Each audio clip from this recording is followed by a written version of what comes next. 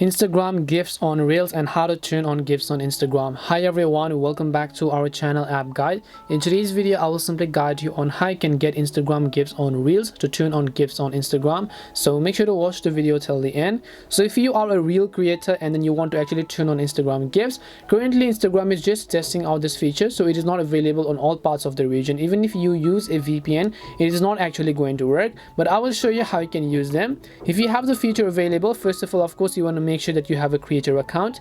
Then you have to go about posting your own reel, right? So when you go about posting your own reel, in this case, after you make it changes and everything, just click on next option, and then under it somewhere you'll be able to select the option called allow GIFs. So right over here, it could be under advanced settings or anywhere else, you should be able to find the option called allow GIFs if you have enabled or if you're eligible for it, or if you're actually in a region where GIFs is available. Currently I'm not being able to send it because it's not available in my region.